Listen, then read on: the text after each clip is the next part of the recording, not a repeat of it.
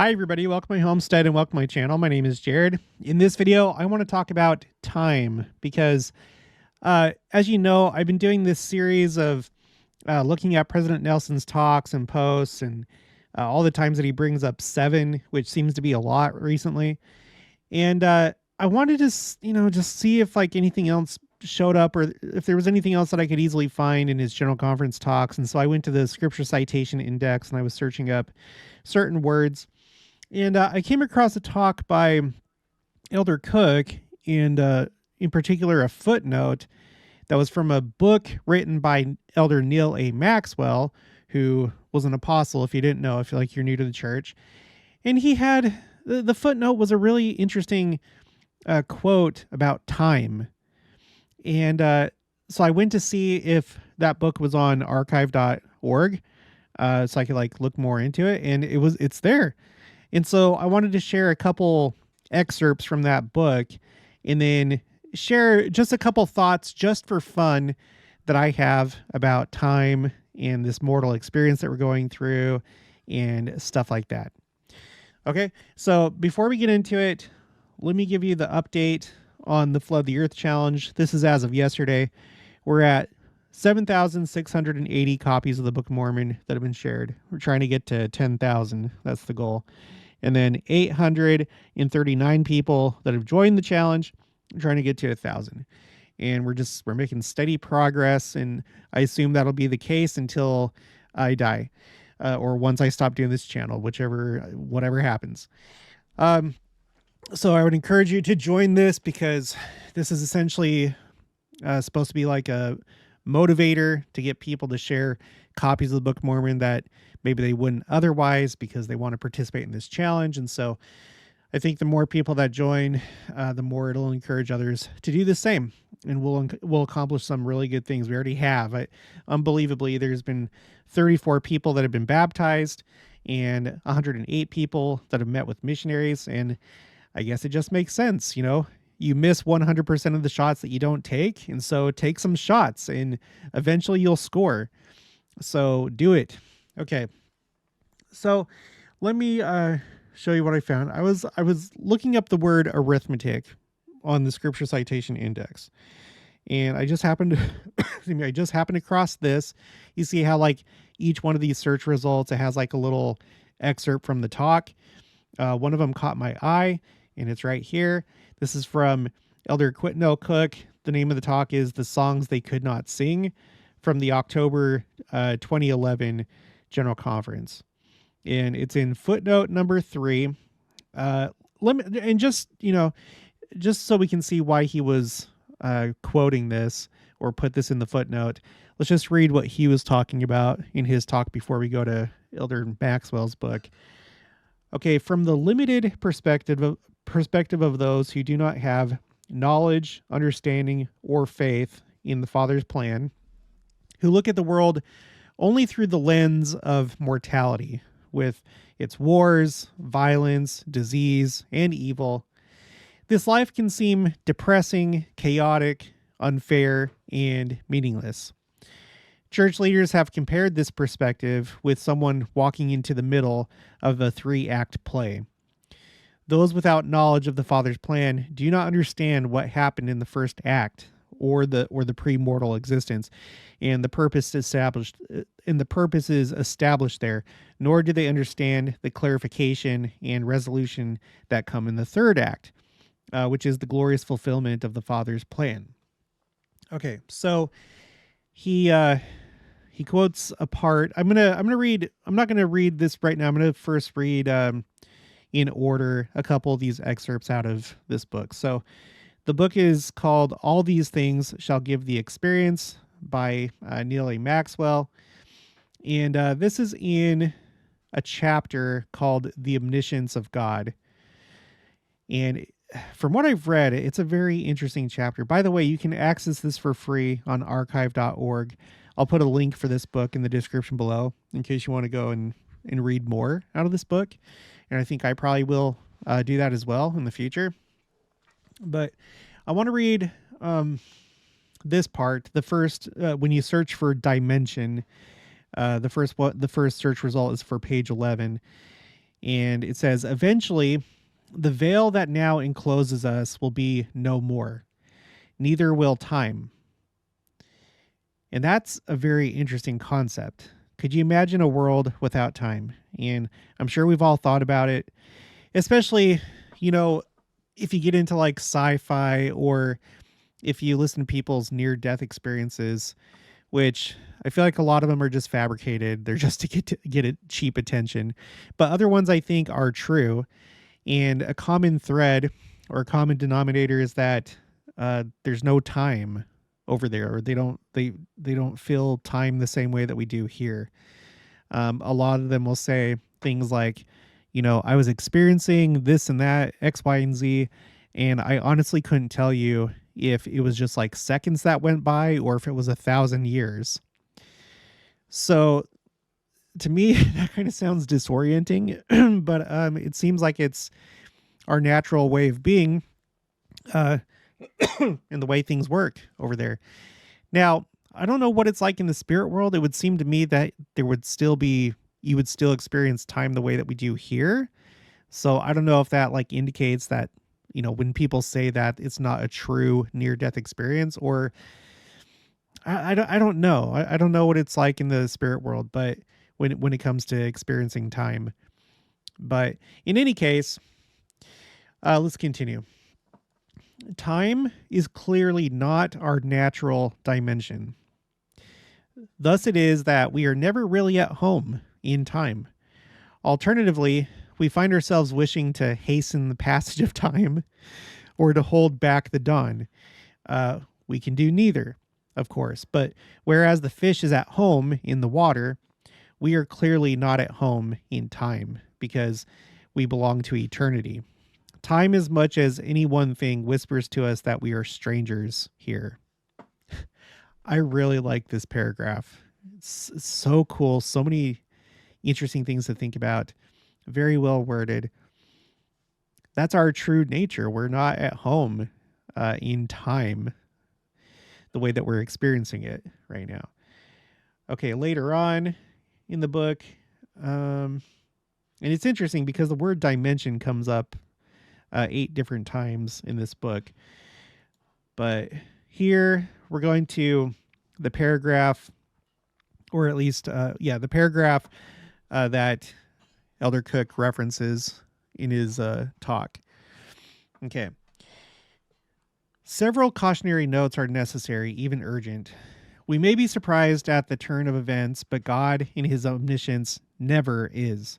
He sees the beginning from the end, because all things are, in a way which we do not understand, present before him simultaneously in an quote unquote eternal now.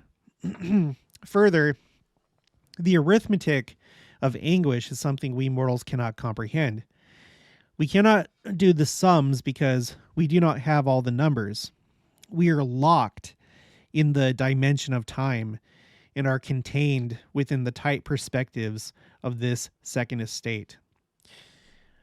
A simple diagram, a simple diagram may indicate the problem better than a multiplicity of words.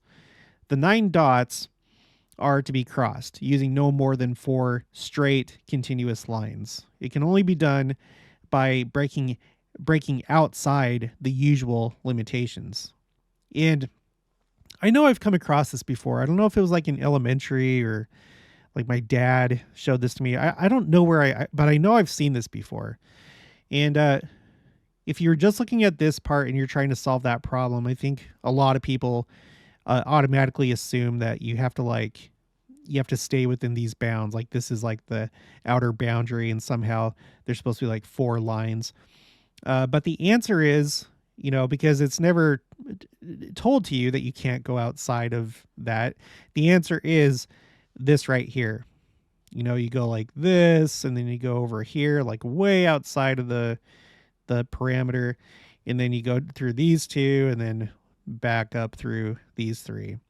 So it's like you go outside of this.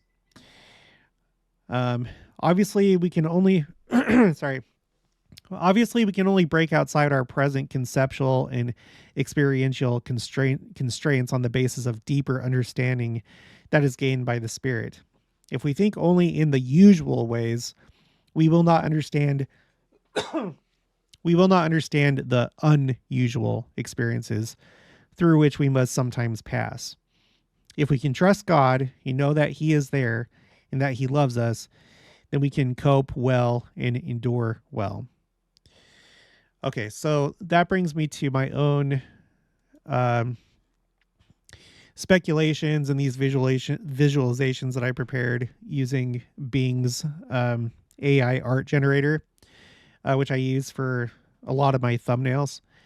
And you kind of have to play around with it. It's not always the easiest thing to get the image that you want. So none of these are really perfect, but I think it'll get the point across. So this is my own speculation. I'm not saying that this is truth, but I feel like this makes sense. So imagine or look at this grid right here and pretend that this represents time.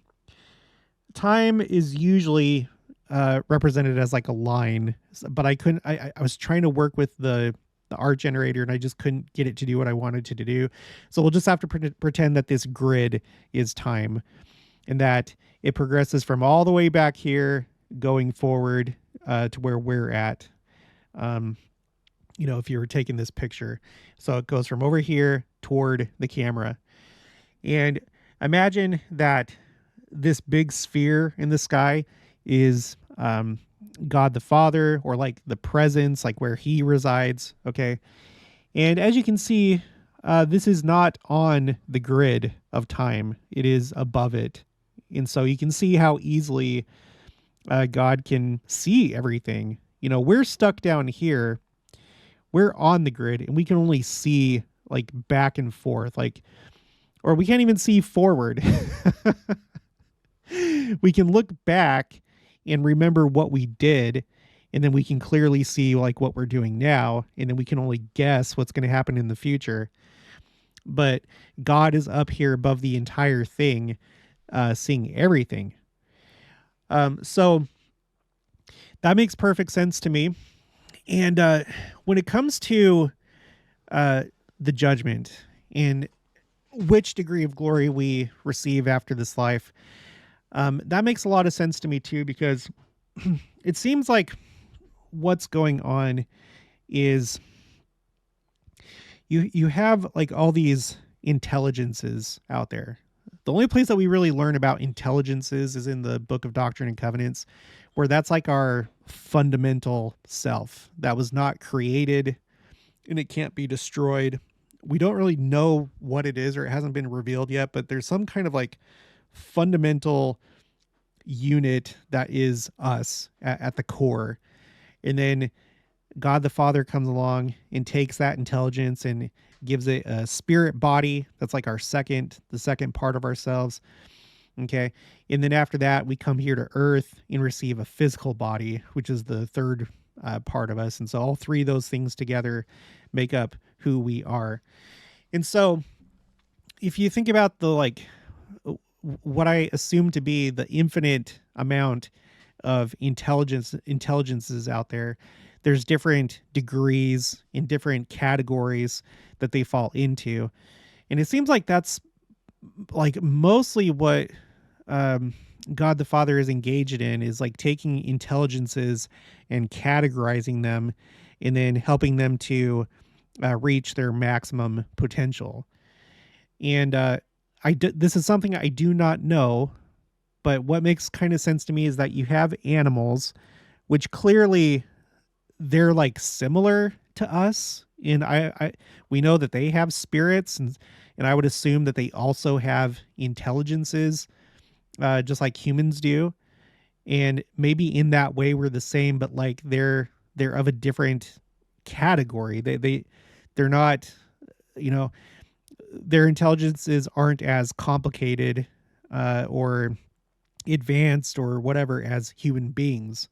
And so there's like this like separation into like, okay, here's an intelligence. Okay, you are a dog. It looks like your potential is dog.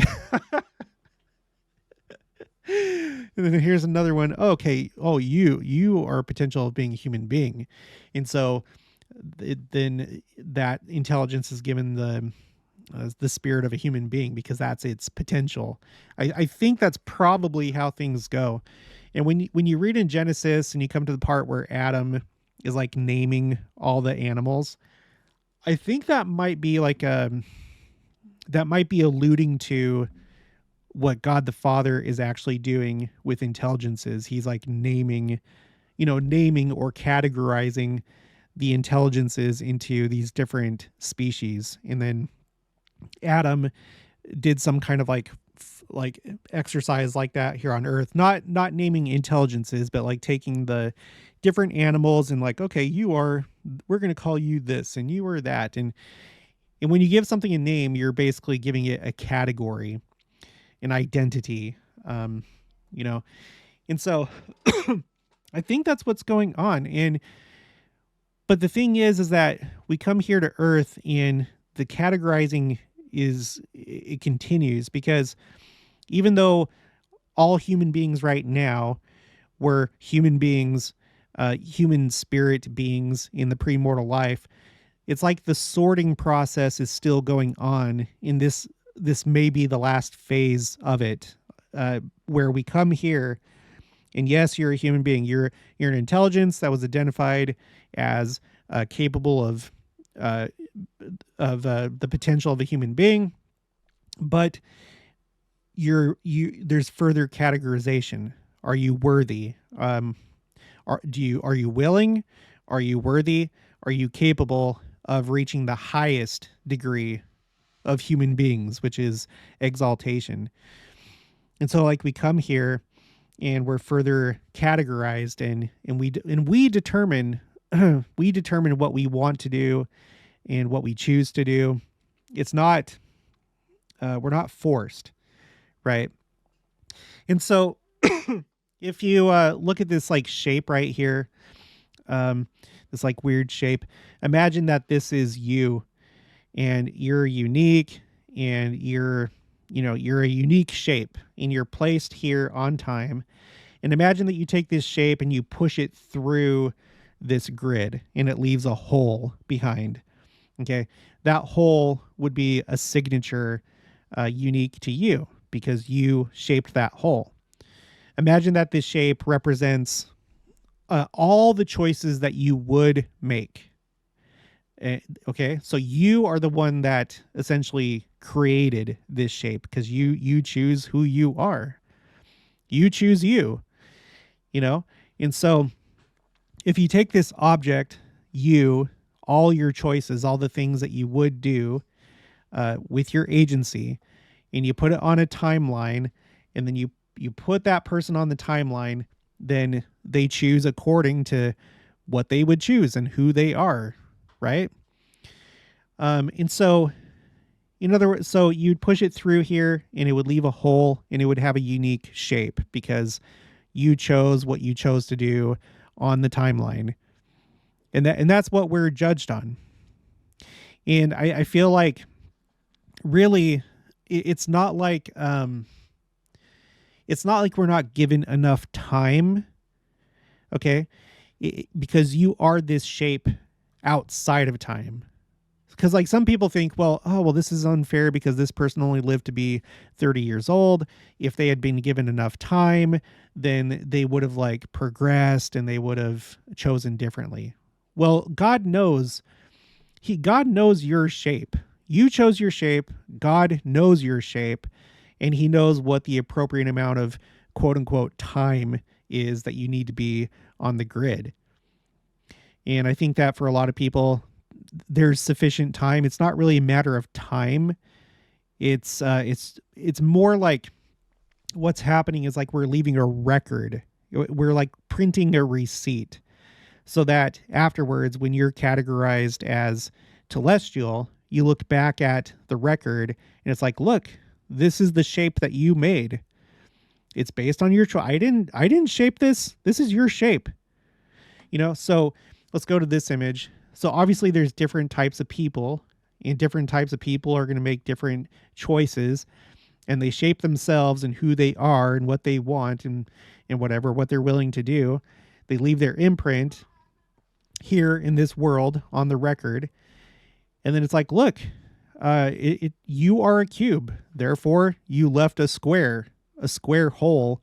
That's your signature. You are telestial. Oh, look at you. Look at you over here. You left a circle, and circles are celestial. Okay, good job.